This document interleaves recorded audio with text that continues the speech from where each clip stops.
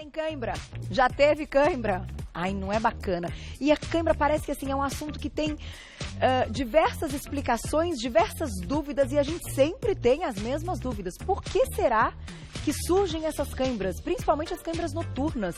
Nossa, a gente tem que dar um pulo da cama no meio da noite. Quem aí já teve cãibra noturna?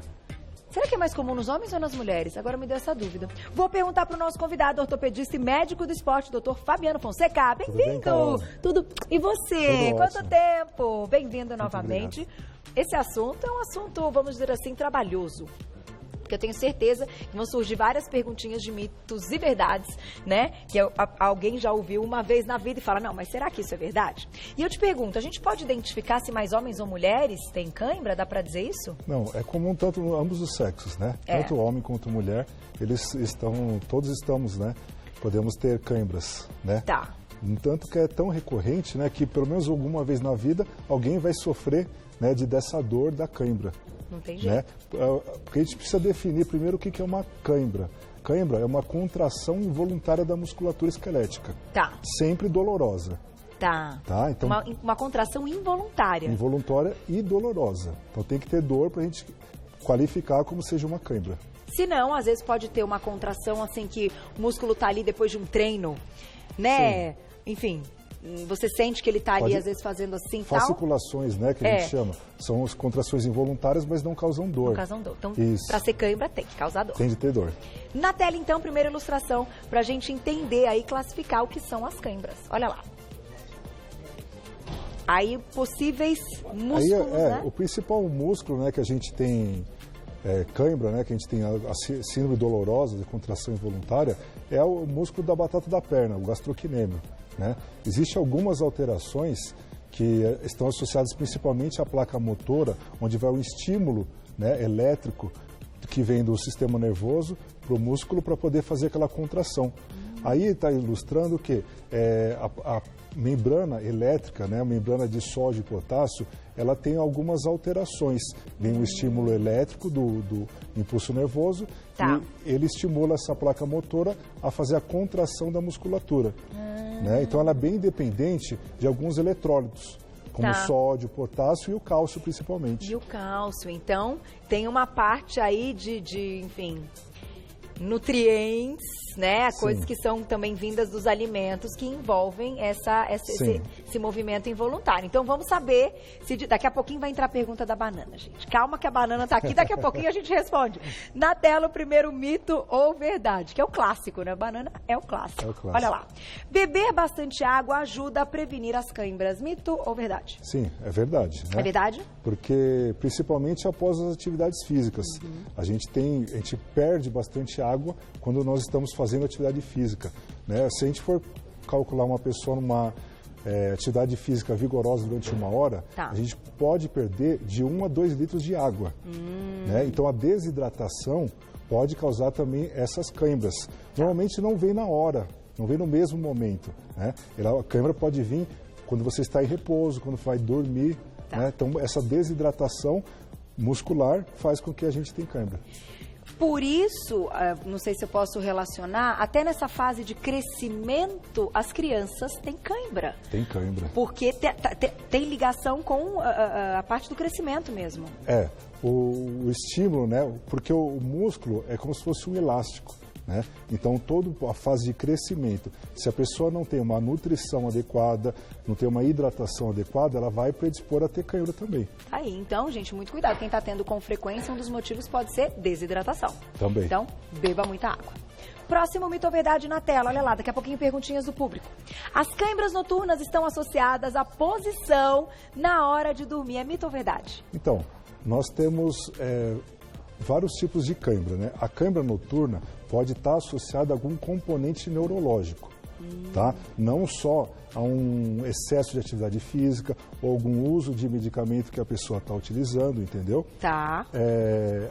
Quando a pessoa tem uma cãibra na hora de dormir, ela pode estar com uma compressão de algum nervo, né? Ou de alguma artéria que faz com diminuição do sistema nervoso Tá. e do fluxo sanguíneo. Então, isso pode ser uma verdade?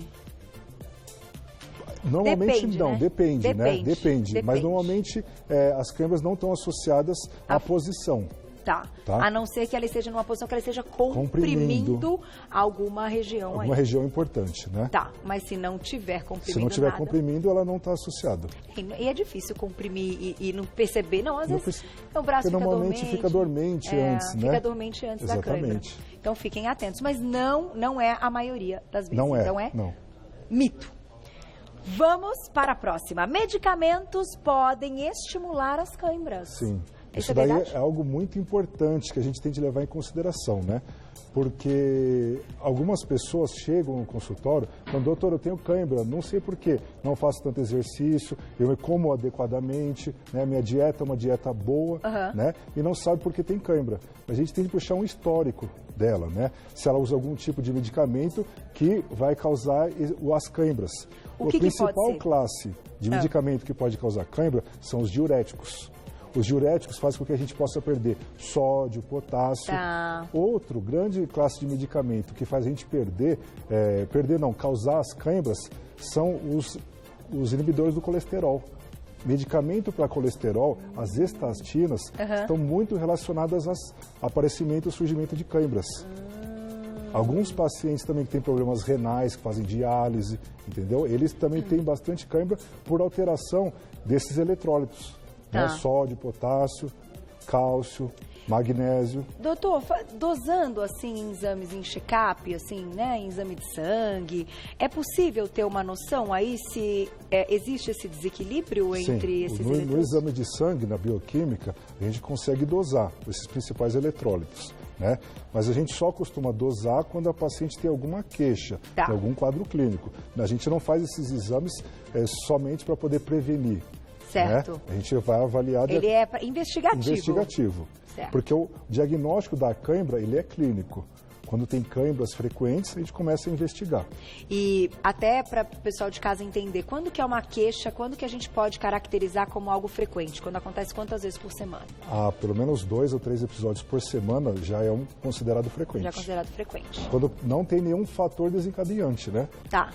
Se a pessoa ela não corre muito, não faz muita atividade física, não está usando nenhuma classe de medicamentos como esse, entendeu? Daí já tem de começar a se preocupar e prevenir o aparecimento dessas câimbras. Aí, se praticou também muita atividade no dia, não posso... Será que tem esse mito ou verdade? Agora eu fiquei na dúvida do salto. Será que usa salto? Olha, a Glaucia tem essa pergunta, se não tem eu vou fazer, tá? Vamos colocar a próxima. Não é, meninas, usar muito salto? Será que dá câimbra? Você já se me conta. A banana não previne o problema. E aí? Ó, pegadinha. Nossa pergunta é pegadinha. A banana não previne o problema. É verdade ou isso é mito? É verdade. Ela não previne? Não previne. Então não adianta comer muita banana. Não. A banana para as câimbras não adianta. Não adianta? Não adianta. As pessoas falam muito por causa, né, do potássio. Fala que é rico em potássio, né? Mas a gente, todos os estudos que foram feitos a respeito, nenhum evidenciou um benefício da banana em prevenção da câimbra. Até porque, gente, não depende também só do potássio, é de um equilíbrio entre eles, né? Hidroeletrolítico, que nós chamamos, né? Então, esses íons minerais, que eles precisam entrar em equilíbrio. Então, não é comendo a banana que vai conseguir repor.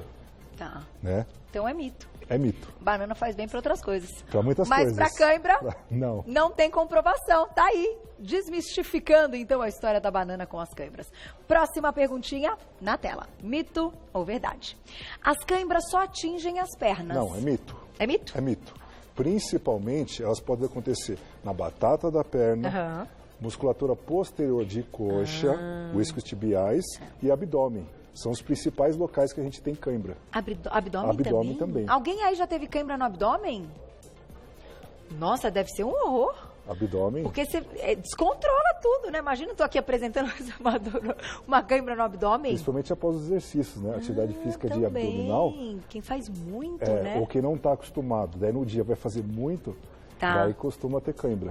E sabe o que eu ia te perguntar? Para caracterizar, assim, o quadro da câimbra, ela também precisa durar um tantinho de tempo. Tem um tempo certo? É um intervalo curto. É sempre curto? É sempre curto. Tá. Não passa de 1 minuto, normalmente, a cãibra. Tá, 1 minuto é? Normalmente, sim. Parece eterno esse 1 minuto. É uma fibrose, mas 1 minuto é bastante coisa.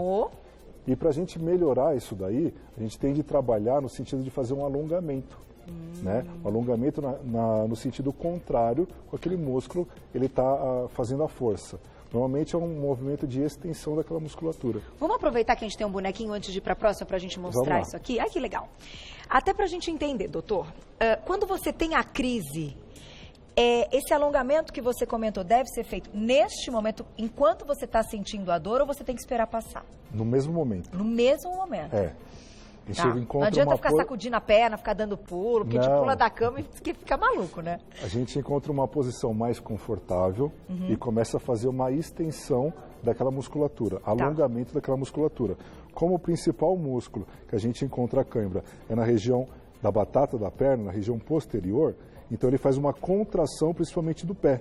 Então a gente trabalha no sentido de fazer a extensão do pé e alongando essa musculatura posterior. Alonga durante alguns segundos, dói um pouquinho, mas logo após isso daí vai começar a ter um alívio. Tá, então é o que temos para fazer no momento. No momento, sim. E quando é esse músculo atrás, que isso depois da corrida eu já vi, é bem comum? Sim, a musculatura posterior da coxa também. A gente tem que trabalhar, faz um repouso, encontra uma posição de conforto, de alívio e faz o alongamento da região posterior. Puxar, puxar, puxar, esticar mesmo? Esticar. Tá. Vai alongando que aos poucos vai passando essa contração da musculatura. Tá aí, e beber muita água, né? Não tem jeito em beber água todos os dias. Então, as câimbras não atingem só as pernas, hein? Vamos ficar atentos. Glaucia, você viu minha perguntinha? Se tem aí? Ah, então tá bom. Daqui a pouquinho, então. Vamos ver, hein, meninas do salto. O doutor já me conta. Próxima perguntinha, olha lá na tela. Alongar e... Não há como evitar as câimbras. É mito ou verdade? Então, a gente não sabe como vai ter o episódio, mas isso daí... É verdade, não há como a gente evitar, não tem como, né? É involuntário, né? É involuntário. Né? É um estímulo involuntário, onde a gente não está conseguindo controlar aquilo lá. Como evitar isso daí é tomar as medidas de hidratação, de uma boa alimentação, de fazer uma atividade física de maneira regular. Né? Então isso daí a gente consegue evitar, mas não vai saber quando vai ter o episódio da cãibra. Não tem como saber como evitar ter uma cãibra. Você sabe que você falando, eu estou ligando uma coisa a outra, eu já ouvi... um relato, assim, uma história de uma pessoa que descobriu um problema na tireoide por causa das câimbras. Ligada mesmo a esse lance do sódio, porque quando a tireoide também está descontrolada... Tem toda uma alteração Tem toda uma alteração. Também, né? Então, olha, gente, às vezes tem que investigar mesmo. A cãibra pode ser um sinal de outras doenças do nosso organismo. Não só a tireoide. Né? Por isso que a cãibra frequente, a gente tem de começar a estudar e investigar. Tá. Né? Porque pode estar o corpo manifestando pela cãibra ao início de algum tipo de doença. Então, e não só quando o problema está na tireoide, mas eu já vi problema também de quem tirou a tireoide e tem que fazer, claro, o controle com o medicamento para ficar tudo normal. Hormonal, né? E às vezes essa quantidade do hormônio não está adequada. Né? E aí pode aumentar a cãibra. Até chegar no equilíbrio, pode aumentar. Vamos ficar atentos. Tem perguntinha do público para você. Vamos ver quem escreveu pra gente na tela. Olha lá. Obrigada, Regina, um beijo. Usar salto alto, então, causa mais câimbras? A Regina também quer saber.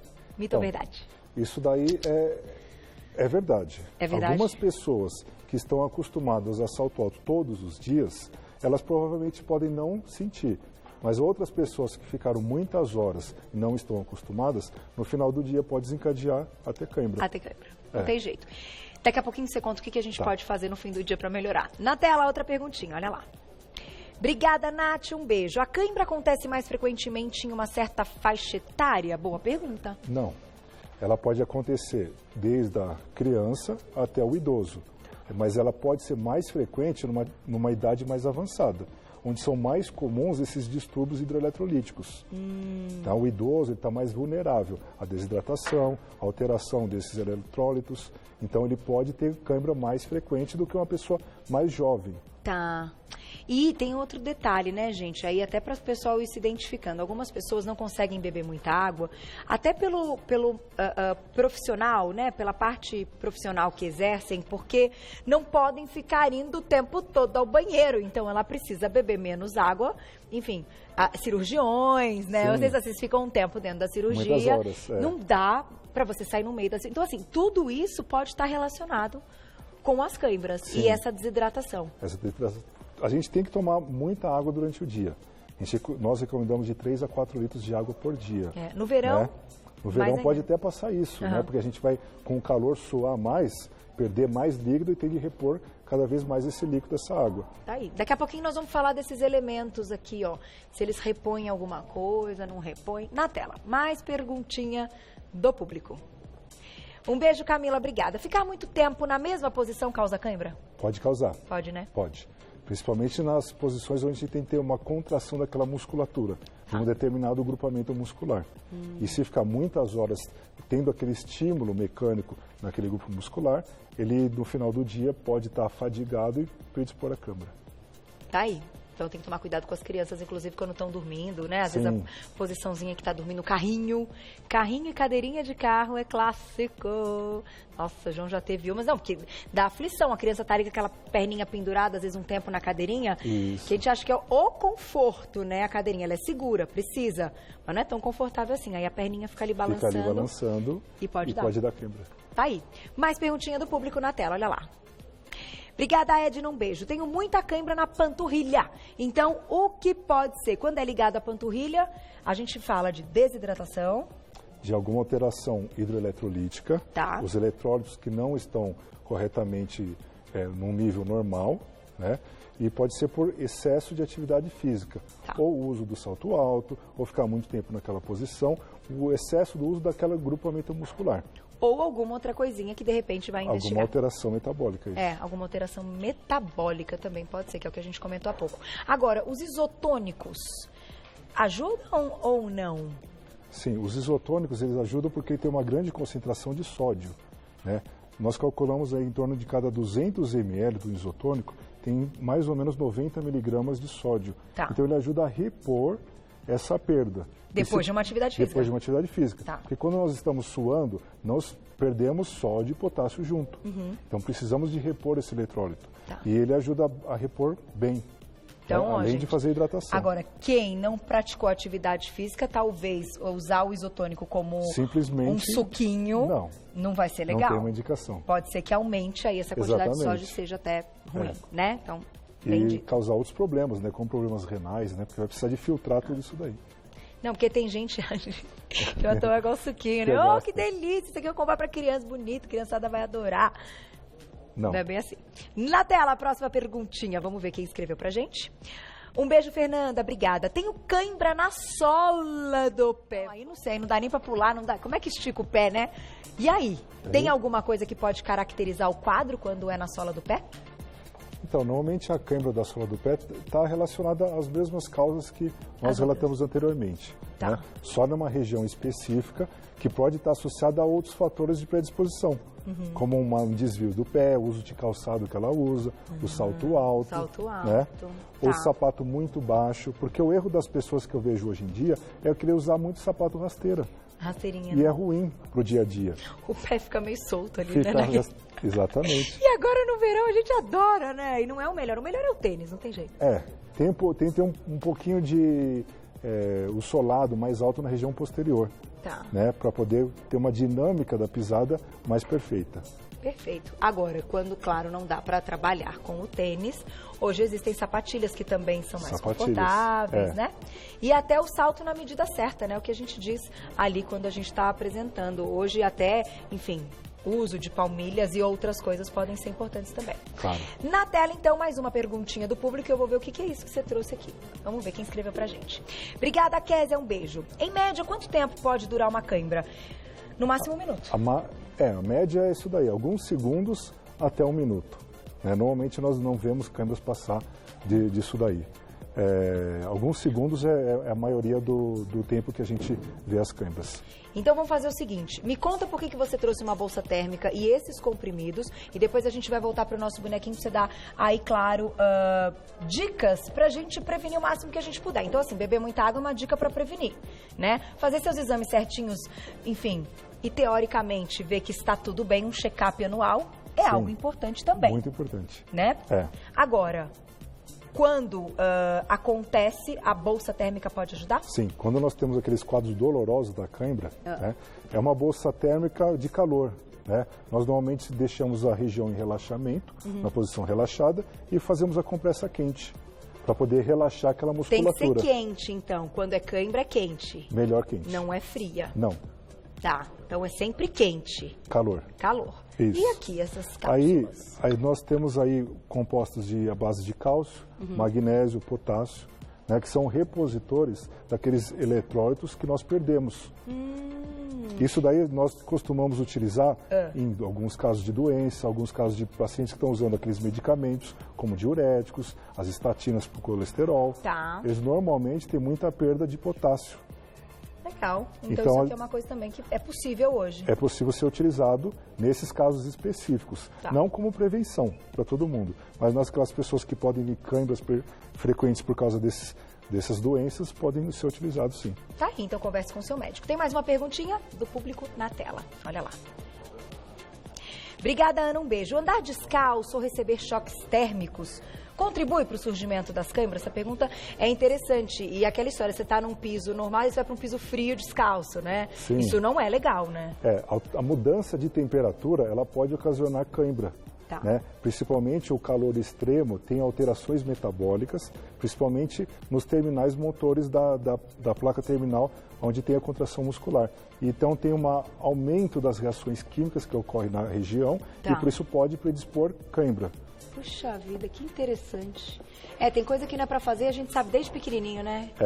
Todos os pais e vovó falam, põe o chinelo, não vai descalço, exatamente. No piso frio. A gente consegue prevenir dessa maneira também. Na tela, mais uma perguntinha. Obrigada, Vera, um beijo. Tenho cãibra quando me exponho à friagem. Isso é normal? Então, vale esse choque térmico? Então, vale esse choque térmico, né? Porque pode ter desde uma vasoconstrição, né, como alteração metabólica na região muscular. Então, todas as alterações térmicas podem predispor ao aparecimento da cãibra. Principalmente, o que a gente vê cãibra em algumas pessoas que nadam. Você já viu que muitas pessoas que nadam podem ter cãibra? E até algo, além de ser doloroso, pode ser fatal. A pessoa está nadando, às vezes, no mar, em alto mar, em alguma região que não tenha acesso a algum apoio, e pode ter cãibra naquela região.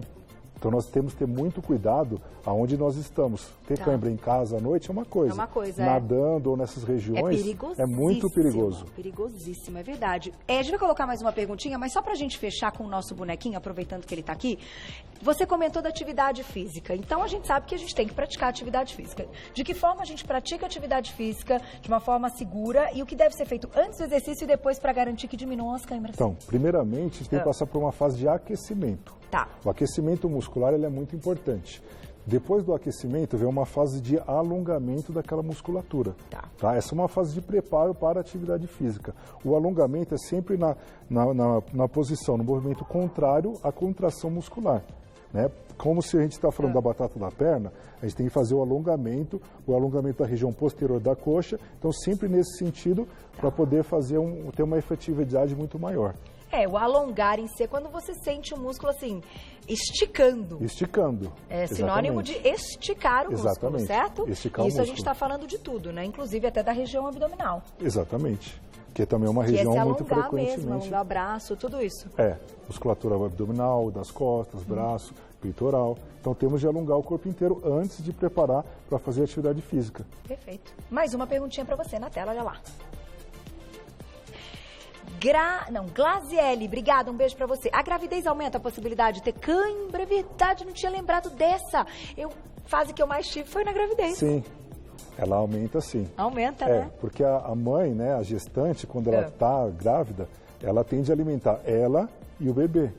E às vezes ela não consegue seguir uma dieta corretamente. Entendi. Entendeu? Então tem distúrbio hidroeletrolítico, verdade. Né, desidratação também pode acontecer, e com isso o aparecimento das câimbras. Tem jeito. Mas aí, nesse caso, tem que aguardar, né? Porque não tem. E beber muita água. Muita água. Principalmente nesse período. É. Doutor, você arrasou, bombando. Chegou pergunta que não acaba mais. Esse assunto é muito legal. Mandem perguntas, as perguntas viram aí temas de novas pautas, né? Sim. E eu te espero numa próxima oportunidade. Quem quiser saber mais pode seguir o trabalho do doutor.